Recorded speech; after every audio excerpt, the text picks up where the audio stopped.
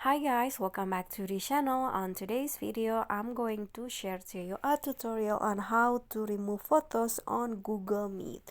So when you're in a Google meeting, your photo profile in Google will be show up as your profile picture in Google Meet. And if you don't want to anybody to see that, you can remove the photo, but you can't do this in the Google Meet app. So what you need to do is go to your browser, and then you need to go to this page, myaccount.google.com, and please make sure that you've already signed in into your Google account. So when you go to the page, you'll see the page will go like this, and then what you need to do to remove the photo is click on the photo that show here.